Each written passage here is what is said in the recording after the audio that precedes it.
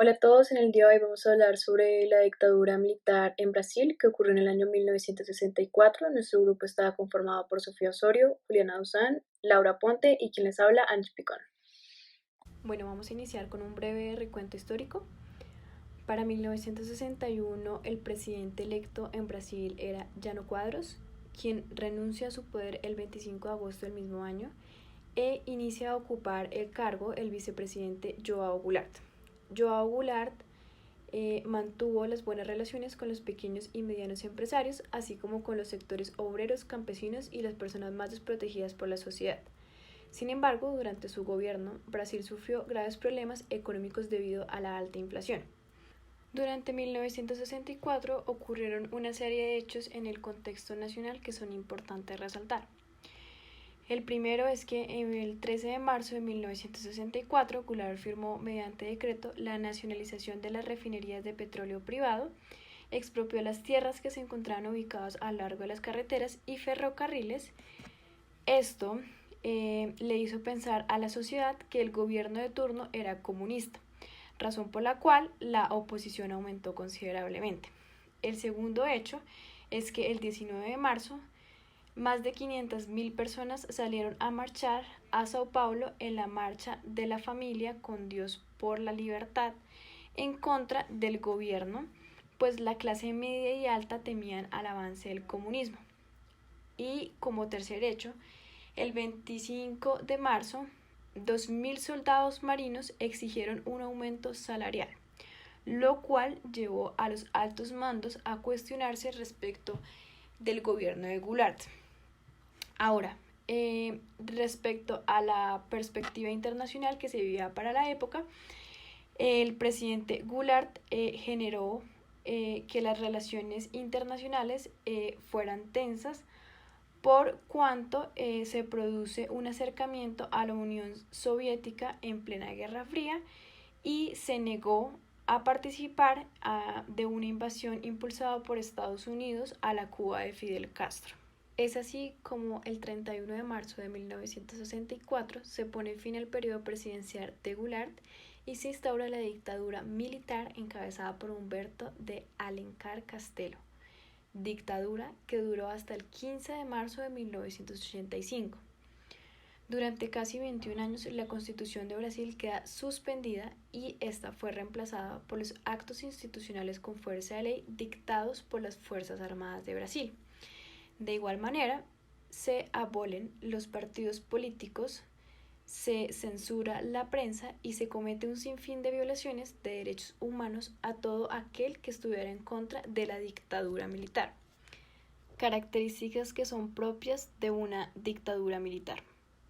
Durante 1968 hasta 1973 se potencializa la industria, convirtiendo a Brasil en la octava economía mundial, fenómeno que fue conocido como el milagro brasileño. En contraposición a este panorama había miseria y hambre en el país, pues el rápido desarrollo solo benefició a la élite del país.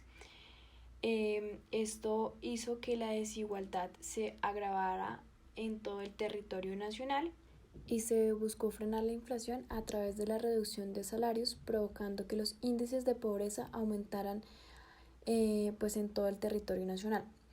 Esto produce que las personas reaccionen al gobierno y el gobierno en contraposición tomara represalias contra los ciudadanos que estuvieran en desacuerdo con sus políticas.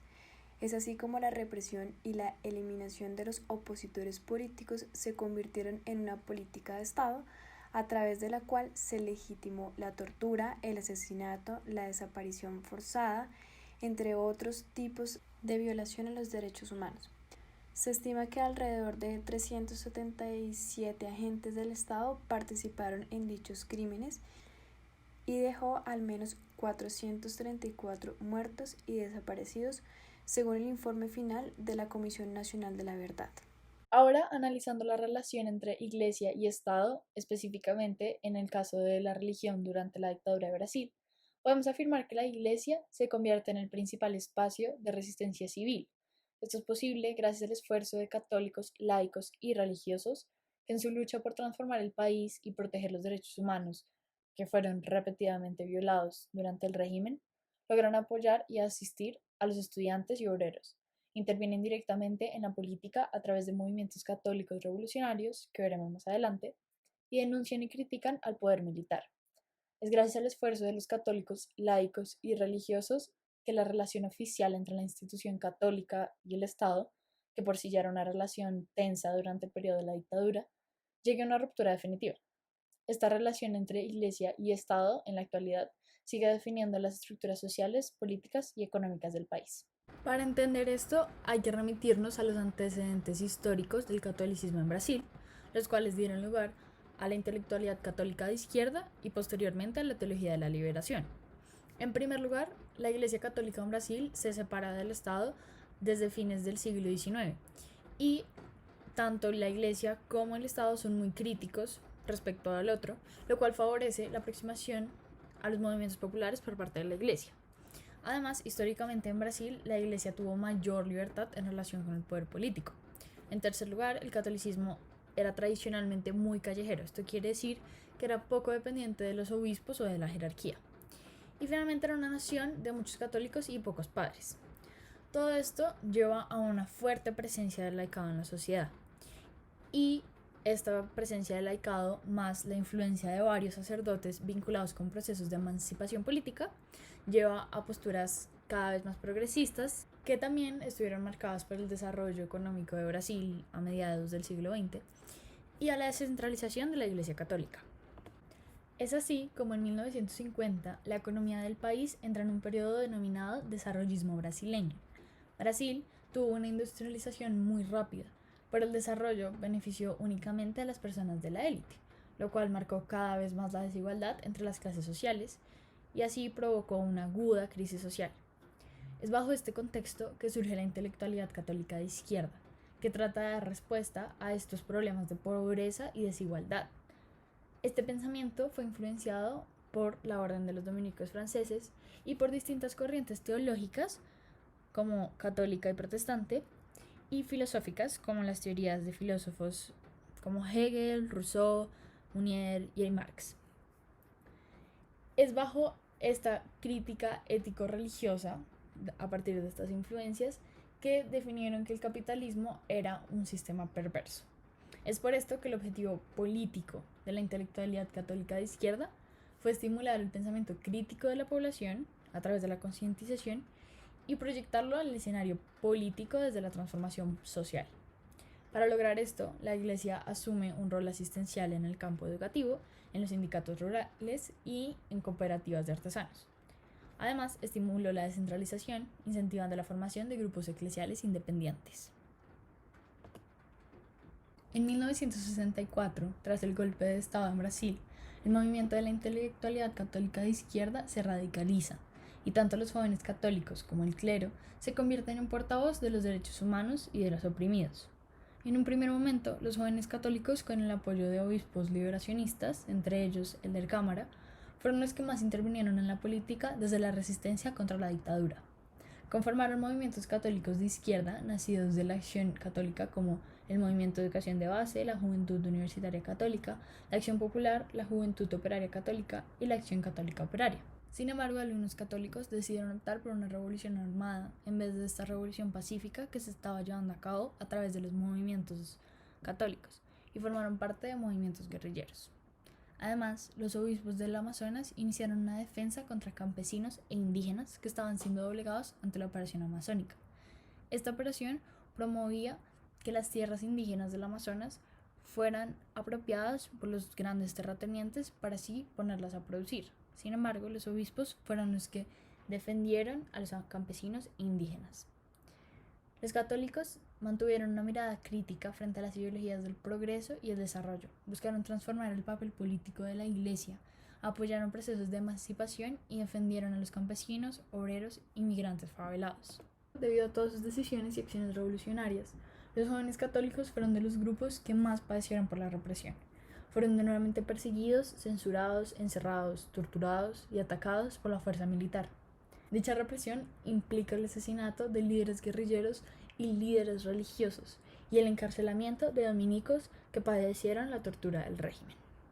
Bautismo de Sangre es una película que ilustra y muestra el contexto no solo de la dictadura en Brasil, sino también de la posición de los católicos de izquierda durante esta época. La película se basa en el libro escrito por Fray Beto del mismo nombre, el cual relata sus memorias durante la dictadura militar de Brasil. Describe la historia de los frailes dominicos Tito, Ivo y Fernando, que junto a Beto, el autor, se unen a movimientos revolucionarios de izquierda. Sin embargo, cuenta cómo son arrestados y brutalmente torturados por el régimen militar. La película encarna la resistencia de los dominicos, pero también la tortura y la represión que tuvieron que sufrir. Ahora vamos a mostrar una escena de esta película, en la cual Tito, Ivo, Fernando y Beto, después de haber sido torturados, son encerrados.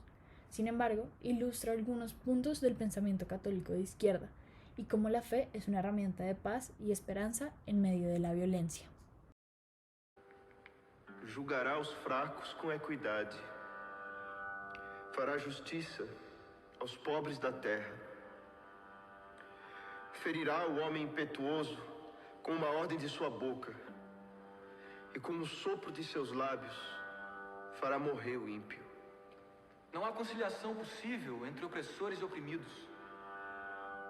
Do lado de dentro dessas grades, encontram-se comunistas e cristãos. Foi o amor por nosso povo e a luta por justiça que nos aproximou e nos uniu.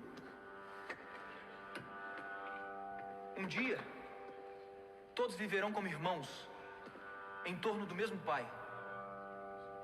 Haverá igual partilha de comida e de bebida, como aqui, nesta mesa eucarística. Bem-aventurados os que têm fome e sede de justiça, Porque serão saciados, bem-aventurados os misericordiosos, porque alcançarão misericórdia, bem-aventurados os que promovem a paz, porque serão chamados filhos de Deus, bem-aventurados os que são perseguidos por causa da justiça, porque deles é o reino dos céus. Como mostró mi compañera, esos fueron algunos de los movimientos de los católicos, laicos y religiosos en Brasil. Sin embargo, en cuanto a la posición eclesiástica de la Iglesia, pese a que en un principio esta luchó por proteger los derechos humanos, que como ya sabemos fueron violados durante todo el periodo dictatorial, la Iglesia se mantuvo intentando conservar y mantener su influencia sobre la sociedad y sus privilegios políticos, por lo que los militares intentaron conservar la relación con la Iglesia.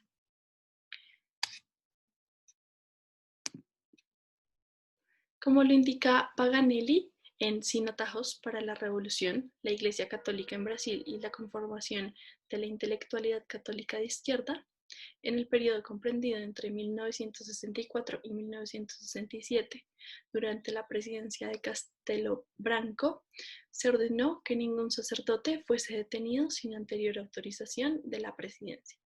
Por lo anterior, durante el gobierno del general Costa e Silva, posterior al de Castel Branco, acontecieron repetidamente ceremonias mostrando la unidad de la Iglesia y del Estado.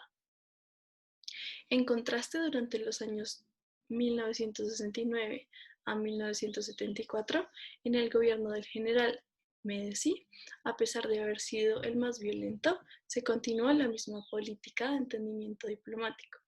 Aunque se incrementó la persecución a grupos católicos liberacionistas y el número de presos políticos en las cárceles de Brasil aumentó, no fue sino hasta el gobierno del general Ernesto Geisel que la posición oficial se endureció, por lo que los líderes eclesiales y el gobierno militar crearon la Comisión Bipartita, un foro secreto de reconciliación para evitar el rompimiento de las relaciones entre ambos poderes, presionados por el Vaticano y las denuncias de tortura hechas a la comunidad internacional.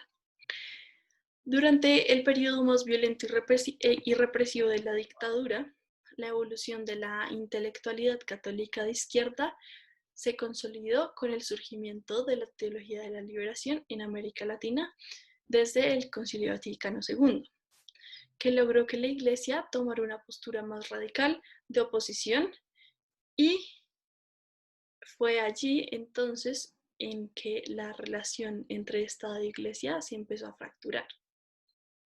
La teología de la liberación desde un principio fue una corriente teológica que incluyó la cultura religiosa, las redes sociales, la fe y la praxis en contra de la represión que se dio en el país, cuestionando así la relación entre la Iglesia y el Estado. Todo esto se pudo realizar gracias a que los teólogos liberacionistas fueron los que visibilizaron y denunciaron las torturas que se llevaban a cabo en las prisiones, abriéndole los ojos a la jerarquía eclesiástica ante la necesidad de replantear su relación con el Estado. Posteriormente, debido a la radicalización del clero, la fundación de la Conferencia Nacional de Obispos de Brasil comenzó a reivindicar el retorno a la democracia, a denunciar la represión y la tortura ejercida por el régimen y a proponer reformas estructurales en la sociedad. Por lo que la Iglesia tuvo la intención de hacer un cambio, transformando seminarios, institutos de formación teológica y haciendo reformas litúrgicas, entre otras cosas. También los obispos apoyaron a campesinos y obreros del nordeste, lo cual provocó un enfrentamiento con los militares de la región. Además, la Iglesia estableció una alianza con los estudiantes, lo que dio lugar a una serie de represiones contra el movimiento. Como consecuencia de los factores mencionados, se marcó definitivamente el distanciamiento y la oposición entre la Iglesia y el Estado. Este proceso fue posible gracias a los cimientos de una renovación cultural y teológica ocasionada por el surgimiento de la teología de la liberación en 1970, con representantes como Hugo Assmann, Leonardo y Clodovis Boff, Fray Beto y Rubén Alves, entre otros. De esta forma, gracias a la radicalización del obispado y a la consolidación de la teología de la liberación, la Iglesia se convirtió en un espacio fundamental de resistencia, resiliencia y memoria durante la dictadura militar de Brasil. En cuanto al panorama actual de Brasil, Jair Bolsonaro es el presidente de Brasil desde el 1 de enero de 2019, después de una larga historia de Brasil, teniendo presidentes de una corriente de izquierda. Jair Bolsonaro es el primer presidente de extrema derecha y conservador que tiene este país al mando. Bueno, Jair Bolsonaro nació en una familia pobre en una provincia de Sao Paulo y también vivió cerca de los conflictos entre los militares y las guerrillas brasileñas. Esta es una de las razones por las que su biógrafo dice que siguió la carrera militar, la cual formó entre las décadas de los 70 y los 80, y es por esto una de las grandes razones por las que el mandatario de Brasil defiende considerablemente y justifica la dictadura que empezó en 1964 y culminó en 1985. Él es conocido por predicar discursos bastante conservadores que ponen en tela de juicio como su perspectiva frente a lo que considera correcto en Brasil. Como ya lo he mencionado, sus discursos políticos están bastante llenos de elementos anticomunistas y conservadores, y es bastante común que glorifique el golpe de Estado que sucedió en 1964 y al que sucedió la dictadura de Brasil. Bueno, ¿qué es lo que sucede en Brasil actualmente? Se ha construido una memoria a partir del negacionismo de los crímenes que cometió el gobierno durante la dictadura. Existe un fuerte negacionismo y es por esto que muchos grupos de personas, incluidos jóvenes, hablan de lo bueno que fue la dictadura para Brasil como país, a pesar de no haberlo vivido, porque se niega rotundamente los crímenes de Estado y las muertes a las que se responsabiliza al gobierno de Brasil por esta dictadura. También se hace una fuerte apología a dicha dictadura y se refuerzan marcadores de exclusión en la sociedad brasileña. Estos marcadores de exclusión están construidos a partir de condiciones de clase y condiciones de raza. ¿Qué quiere decir? Que Brasil es un país sumamente diverso y sumamente heterogéneo en cuanto a la sociedad, y existen muchos tipos de comunidades, pero los que hacen apología a la dictadura son los más afines a el sujeto hegemónico que tenemos desde el colonialismo, y por ende todas las personas que no correspondan con estos estatutos hegemónicos tienen una marca de exclusión en cuanto a la construcción de memoria. ¿Qué quiere decir esto? Muchos brasileños, y gran parte de las razones por las que ganó Bolsonaro la presidencia, hacen una apología a la dictadura a partir de una frase tan sencilla como qué bueno era vivir en la dictadura. ¿Por qué? Porque Brasil tiene un patrón social en el que se valoriza la autoridad como práctica de represión y control. Entonces se legitima el uso de fuerza porque es lo que marca que un presidente es autoritario. Y además, según un psicoanalista brasileño, Bolsonaro es el padre al que todos le tienen miedo. Esto desde un elemento psicoanalítico porque la figura del padre es supremamente importante para la construcción de identidad y para el desarrollo de un aparato psíquico saludable, no histérico ni neurótico. Y esto se refleja a nivel social en la elección de Bolsonaro como este sujeto autoritario y de mano firme que muchos estaban esperando. Sin embargo, hay una gran pregunta y es, Brasil no solo está llena de sujetos hegemónicos, ni blancos, ni ricos, ni que se ven beneficiados por este discurso anticomunista. Entonces nos preguntamos dónde quedan las minorías y dónde quedan todas estas personas que están vulnerables debido a sus condiciones de clase y a sus condiciones de raza. El discurso que predica Bolsonaro o para sustentar su postura es que estas personas que son minorías, que son homosexuales, o son de color, o son pobres, o son mujeres, se han robado el espacio identitario del resto de los brasileños de bien. Este es el tipo de discurso que sostiene Bolsonaro al sustentar su política. Ahora, Brasil tiene un gran problema de identidad, principalmente porque después de independizarse de Portugal, surgió la incógnita de qué es ser brasileño. Y su comunidad intentó forjar una identidad a partir de el abarcar a las personas negras, a los indígenas y a los blancos, excluyendo las conectividades pues, con Portugal debido a su independencia, pero asimismo excluyéndose del resto de colonias latinoamericanas de España, pues porque el idioma representa como una marca de exclusión. Sin embargo, también se propagó un discurso cultural de unidad en medio de tanta heterogeneidad cultural y racial, y a partir de esto, entonces, el otro se construye como un enemigo, se construye como un sujeto malo, un sujeto enemigo, y por esto mismo es que el discurso de Bolsonaro sobre que las minorías se han robado como la marca identitaria de los brasileños es tan fuerte. Se construye la identidad del otro como un sujeto peligroso, y es por esto mismo que existe tanta problemática de exclusión en Brasil, y es por esto mismo que se hace apología a la autoridad y al uso y al implemento de la violencia por parte del Estado.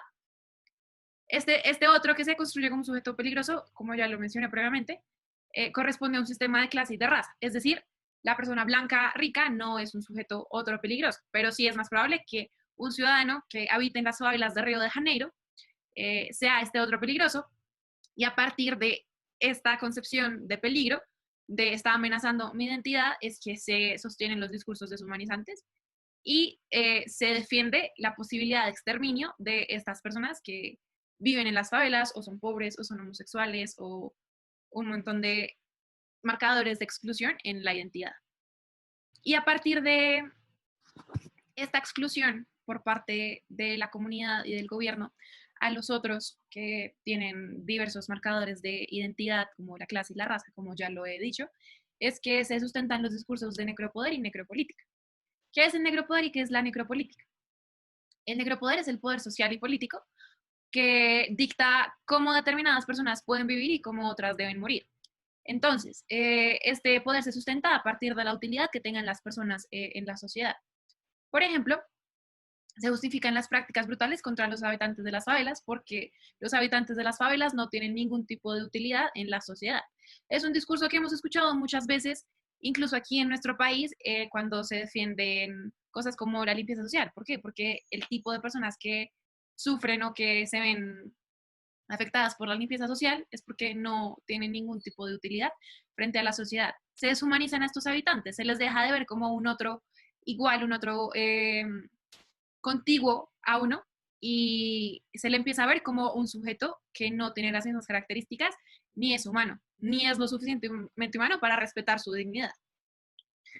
Y lo más impactante es que estos discursos de necropolítica son más que nada usados en escenarios de guerra, pues porque en la guerra existe un enemigo.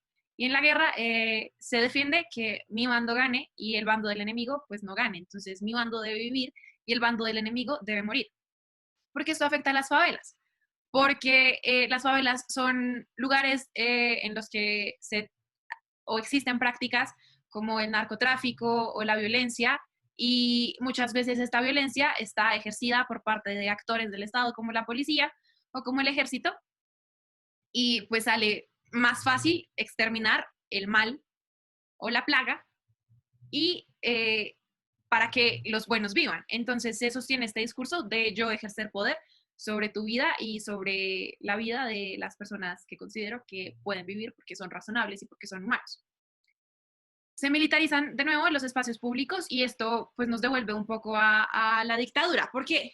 Porque una dictadura, y más que nada una dictadura como la de Brasil, en la que el presidente de ahora fue formado durante los años de dictadura, se caracteriza por militarizar espacios públicos y por ejercer control gubernamental sobre la población. Ejercer este tipo de intimidación y el tipo de amenazas sobre la vida, y asimismo se vuelven difusas las figuras de poder, porque tanto el presidente es una figura de poder, pero el soldado o el policía que tira a quemarropa frente a mi casa también es una figura de poder. Ahora, ¿cómo entra la teología de la liberación a interactuar con el contexto brasileño actual? Hay que tener en cuenta que muchos de los sacerdotes de la teología de la liberación, o que están bajo una perspectiva de la teología de la liberación, son quienes actúan como intermediadores o como mediadores entre los sujetos que viven en lugares como las favelas de Brasil y el Estado. Son quienes actúan como intermediarios entre los policías o las personas que viven en las favelas. Es muy importante recalcar esto porque en estos momentos Brasil se encuentra en un contexto muy similar al que se encontraba en la dictadura. Existen de nuevo los discursos anticomunistas, los discursos xenofóbicos, los discursos súper conservadores que atentan contra la vida de muchas minorías, no solo sobre las favelas, sino sobre cualquier tipo de marca identitaria que no sea hegemónica. Entonces, aquí está Fray Beto y Helder Cámara, y ellos fueron figuras muy importantes durante esta dictadura, y muchos de los sacerdotes que predican bajo la teología de la liberación son quienes hacen labor social para que la fuerza de represión del Estado no sea tan fuerte ni tan arbitraria. O sea, como siempre va a ser injusto que el Estado sea brutal contra su población, sobre todo bajo un discurso como el de Bolsonaro, pero es muy importante resaltar la labor que están haciendo estos sacerdotes, sobre todo en el día de hoy. Y ya, muchísimas gracias.